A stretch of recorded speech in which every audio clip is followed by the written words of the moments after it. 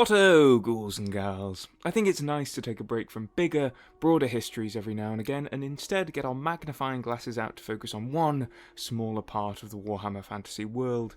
Today we're strapping up our boots and filling our rifles with black powder as we return to the Empire, but rather than look at the stoic Karl Franz or the Giga Chad Toddy, today we're letting the voices win as we follow Marius Leitdorf, the Mad Count of Averland.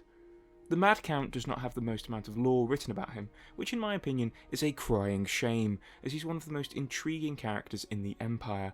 Rather than just be a good guy human who wants to fight chaos, orcs and make peace with his fellow man, Leitdorf lives by his own rules. He's prone to outbursts, as you can probably guess by his name, and rather than just rule fairly and well, Leitdorf gets up to some pretty bonkers adventures, often proving to be a bit of a thorn in the side of Karl Franz, but always managing to make the worst PR disasters in the Empire look like they were all part of his mad, grand plan. Before I begin on the Mad Count himself though, it's worth discussing Averland for a moment. Located in between Stirland and Wissenland, Averland isn't covered by the great forest that can be found in most of the Empire, therefore it gets a lot of sun, and its lands are full of rolling plains, which makes it perfect for farming. Unfortunately, it is also seen as perfect raiding territory for orcs, being so open. It doesn't help that it is the first Empire province the Greenskins enter when they journey up from the Badlands. Moreover, while it's not as close to Sylvania as Stirland is, it's still fairly near the unfriendly vampire neighbours. Basically, Averland might be buried deep in the Empire, but it's still got a lot of problems with external enemies coming in. Moreover, in the capital city of Averheim, unbeknownst to the rulers and the people there, lies a great hoard of warpstone underneath the citadel, which is of course a prime target for Skaven and Chaos alike. This warpstone influence also seeps upwards, infecting the city. It affects people differently, but an advisor of Karl Franz was nearly driven mad by exposure to it over the course of a week. Can you see where I'm going with this? Marius Leitdorf, from birth, was almost destined to be mad, sleeping on top of a giant pile of warpstone like that fairy tale of the woman who can't sleep because there's a pea under her pillow. We're not sure when exactly Marius Leitdorf was born, but he's been leading Averland since around 2502 in the Imperial calendar. Personality-wise, as I mentioned before, he's quite clearly mad. Odd behaviour coupled with outbursts of everything from blind rage to debilitating depression certainly made him an intriguing character at court, but when he was lucid, he was a more than capable warrior and statesman. Rarely did Leitdorf sleep, which meant he was often more mad than he was not. It was said when he did shut his eyes he dreamed of a chaos witch, who haunted any rest he tried to get. The first real showcase of how strange Leitdorf could be was in 2502, when he allied with Stirland. Wanting to make it easier for him to move troops into his neighbouring province, he bribed the halflings of the Moot to construct a road and bridge into Stirland. The halflings took the money, but disrupted the work as they said they'd only been hired to build a road, not a bridge.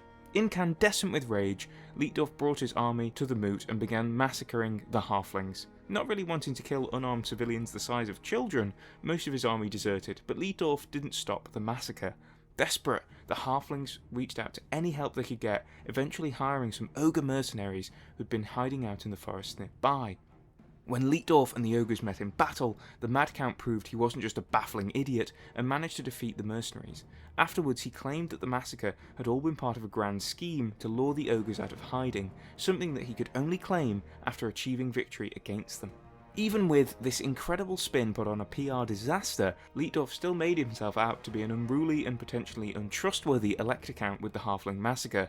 In Wissenland, there were serious concerns about the Mad Count, and even though he'd been the only one to vote for Karl Franz during the first round of the Imperial election, the Emperor still couldn't just excuse going around and killing little pot merchants. And so, knowing it could mean conflict, even war, between Averland and Reichland, Karl Franz sent out Ludwig Schwarzhelm, his personal bodyguard, standard bearer and sword of justice, to see what he could do about the Mad Count. Surprisingly, when Schwarzhelm entered Averheim, he was greeted with open arms and understanding by Leitdorf, who agreed to his terms. Since then, Leitdorf has kept a number of advisors that would keep him in line whenever he was in the worst moments of his madness. This doesn't mean that Leitdorf was cured of having some bonkers moments. When he went to visit Paravan, he insulted the ugliness of the Duke's wife, which began an invasion from the Bretonnians into Averland. Luckily, this was sorted out in time, but a good amount of lives were lost due to Leitdorf letting the intrusive thoughts win and calling an ugly woman ugly. The best part of all of this is that no one knows why he wanted to go to Paravan in the first place. Perhaps because the Mad Count was known to speak to and take advice from his horse, he wished to consult some Bretonnian steeds to see what they had to say about matters of state. The Mad Count's tongue was not made of silver as Karl Franz's was, but if anything, it was made of lead, as it seemed to get him in more trouble than anything else. In 2515, Leitdorf decided to stop creating an air of unease and fighting imaginary enemies, as he saw that a very real horde of Chaos worshippers was coming down from the north into Ostland. Looking to aid the Ostlanders, Leitdorf raised an army of his own men and set off to go help out. When he reached the town of Sudenheim, he found another army, one of Wissenlanders, led by the wizard Ludus Ludace. At a parley between the two sides, Ludace enraged Leitdorf so much that he threatened to slay him then and there. The next day, Leitdorf addressed his men, claiming the wizard was in fact a device of the great enemy, and that they must battle the men of Nuln before going on to face the Chaos hordes. During the battle, Leitdorf duelled Ludace, striking the wizard with his runefang and exposing him as a chaos demon. Whether Leitdorf looked out or actually can sense the work of demons is up for you to decide, but after seeing the demon reveal itself and disappear, the men of Nuln dropped their weapons and joined Leitdorf's army. They then met Sigvald the Magnificent and his chaos host in battle. Again proving himself as one of the Empire's brightest battle commanders, the Mad Count defeated Sigvald, even if it was at a great cost. Leitdorf's greatest challenge came not from the great enemy, but from a green tide. South of Averland in the Badlands, a new orc invasion rose up. This was one of the largest wars the Empire had ever seen, led by the unstoppable war boss Vorgaz Ironjaw. The Mad Count saw aid from the Emperor, and he wasn't let down, but even with the powers of Reichland and Averland combined, the battle was still hard fought. When Deathclaw, the Emperor's griffin, was wounded, the Reichland line was shoved back, leaving the Averlanders all alone. Leitdorf fought as hard as he could, surrounded by the endless green hordes, but even with his own skill, things looked bleak. Vorgaz Ironjaw charged his line of greatswords atop a mighty boar, which the Mad Count cut down with his own blade. In a hard-fought duel between the Elector Count and the war boss, Marius Leitdorf left a wound on the body of Ironjaw, but lost his life in doing so. His dearest advisor, his horse, was also cut down on the battlefield. Karl Franz later fought Ironjaw, and he too could have fallen to the war boss's blade, but Sigmar took over the Emperor's body for the briefest moment, allowing him to smite the orc from the world. With Leitdorf's death, not only did we lose the most eccentric Elector Count in existence, but a power vacuum was created in Averland. The Mad Count's successor was not an easy choice. His first son had died along with his wife, and his second son was off getting seduced by the Chaos Witch that had been haunting his father's dreams.